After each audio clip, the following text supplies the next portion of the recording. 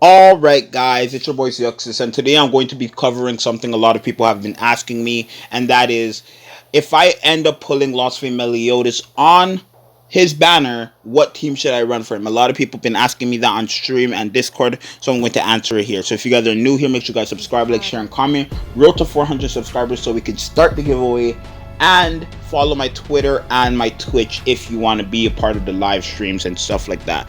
So, what team do you want to focus on or run when Meliodas drops? Now, obviously, his team is Alt Rush, so this is the team you're mainly going to be looking at, right? Or this is the team you mainly want to start looking at building up if you already haven't. Now, for Gother, he doesn't need to be on this team because Meliodas does rank up himself if he gets crit on, which is so likely. He has 0% crit resistance, so it's almost guaranteed you're going to crit on him, no matter what your crit chance is, I should say. Now, Gother could be on the team. I mean, he's mainly on the team only to rank up King, right? And I'm going to talk about their game plan and stuff like that. The game plan you want to probably do, first rotation, and all that stuff. So, Meliodas is capable of getting his ultimate even without Alt Rush turn 1, right? If we go to somebody like Green Escanor, he has the same card as Green Escanor, the first skill right here, right? If you get 2 of these cards and you move one over and then use the second skill and this card, you get their ult turn 1. That's how it is. That's legit how it works with those kinds of skills. Now, why this team works, why Alt Rush works pretty good is because Gother can attack seal. Now, him being able to attack seal will stop any and everybody who is able to remove ultimate gauge. Or, yeah, in any way, right? I think even decreased. Like decrease the rank and you lose ultimate gauge. Actually, I'm not sure about that. Let me look at that real quick. Let me see if where's green, red, blue Merlin, right? Is that count? Oh, okay, so it doesn't count. Okay, so it doesn't count as a debuff. It still counts as an attack.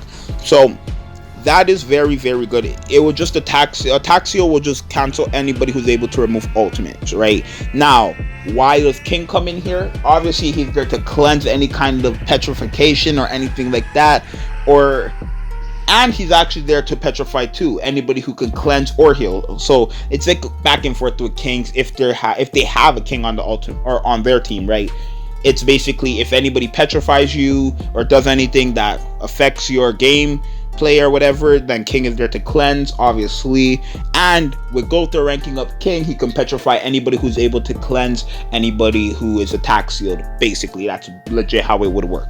Now, Meliodas is AoE. His ultimate is an AoE attack, right? That has secret technique, and secret technique is basically 20% extra damage dealt per card in hand, basically. So, I think at 1 out of 6 it's 20%, but I think at 6 out of 6 it's 60%. So we're gonna talk about 1 out of 6 and 6 out of 6. Right. So at 1 out of 6, I think the multiplier is 320, but secret technique is 20% per card. Now, so if you have 3 cards, let's say you have 3 cards, from 320% with the secret technique being effective, if you don't use the cards, obviously, if you like put them out on the field, I guess you could say, or draw or whatever the card you want to use, I don't think it counts. I think it does still, because it's technically still in your hand, right? But if you use your ultimate, right, and you have like 3 cards in hand, right, and you're 1 out of 6, it will go from 320% basically to 380% because you have 3 extra cards giving you 60% in total, right? 20 per card. 3 times 20, 60. Right now, if I don't know what the multiplier is at 6, but for secret technique, the multiplier is 60%. So if you have 3 cards, you get an extra 180% added to that card skill, basically. That's basically how it works, right? So getting his ultimate turn 1 or turn 2 is actually a very good option because a lot of people don't know too much about Meliodas. Like, I know a lot of you guys watch videos being like, and people being like, oh, Meliodas is a must-have. And yes, he is. But people don't really know how he works. And if you guys don't know, his ultimate legit one-shots everybody. Even at 1 out of 6. It just one-shots. Right? So, he is definitely somebody that you're going to want to have on Alt Rush. Turn 2, obliterate your enemy's team. That's legit how it is. Now, me, obviously, me being me, I want him at least 4-6 minimum. With the Super Awakening being decreased now, I guess you can say 3-6 minimum, but if possible, 6 out of 6. That's my goal. 6 out of 6 if possible. But I'm not gonna chase it 6 out of 6, right? I'm gonna go full 900 on this banner and then actually save up my gems for Goddess Ellie's banner, because yes, he is on that banner, and yes, he is a featured unit over there as well. So all you need, if you get the Hawk animation and you get guaranteed SSRs, you're golden. You have a way higher chance of pulling him there than you do if on a regular Eskin or a multi or something like that, right? Or Eskin or something, I should say. So Alt Rush is definitely the team you want to run. Now, I'm going to talk about a team that is not actually possible on Global at the moment, because there is a unit that is on that team but is not out and won't be out, and I actually just mentioned her, and that is Goddess Ellie. This is the same team you're going to run. It's the same team you're going to run, but you're going to switch out Gulter with Goddess Ellie. Now, Goddess Ellie is very, very good. She might actually be better than Gulter when it comes to support for the team, right? Gulter being able to rank up, that's where he has the advantage, but at the same time, he is able to attack seal. Now, what Goddess Ellie can do is actually, Goddess Ellie could stun. If you guys don't know, she can stun on her rank 2 card. That completely stops anybody who's able to cleanse or remove ultimate gauge, right? It completely just stops that. Not only that, she has a shield that nullifies any special damage or side effects to a card. And what I mean by that is, if we go to somebody, the best example for this, I guess you can say, Lost Vein or Demon Meliodas, not Lost Vein, Demon Meliodas. If you look at his first skill, he has Pierce, right? Inflicts Pierce, which is ×3 Pierce rate. So if he has 100% Pierce, that goes to 300% Pierce, basically one-shot you, right?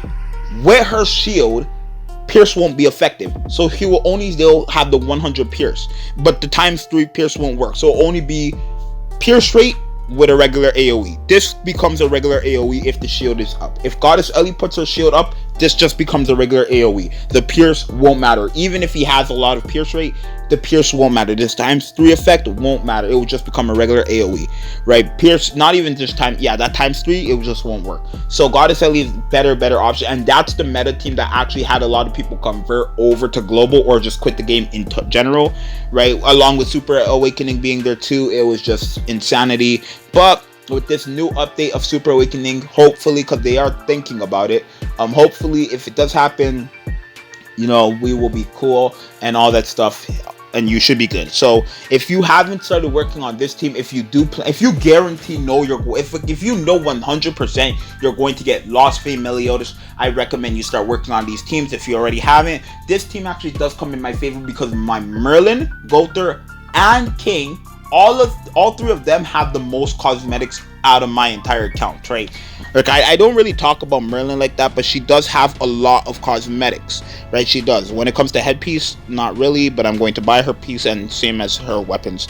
But defense, she's good, even though it doesn't really give you any CC like that. It only gives you like a 9 or like 700 or something like that, a couple hundred. But yeah, my Gulter is almost max. My King only needs 1 more cosmetic set on his headpiece and his outfit to have 5 full UR sets, and that's Final Boss Kings. And then he needs 2 more weapons, or 1 more, because Final Boss Kings, I'm going to include that as one of the weapons guaranteed. He needs 1 more weapon, and then he has a full UR set for each category when it comes to cosmetics. So I should be good by then. Hopefully some event comes out for Skinny King where I can get a weapon, and I'll be good. So if this video was helpful, make sure you guys hit the subscribe button. Let me know in the comments if this video was helpful. And again, if you guarantee know you are going to get Lost Vein Meliodas, I recommend you start working on these teams and their cosmetics if you already haven't, or if you haven't already. And yeah, so road to 400 subscribers. Thank you guys for all the support lately, and not even lately, just thank you guys for all the support in general. I'm Zeuxis, and I'll see you guys in the next one. Ayy.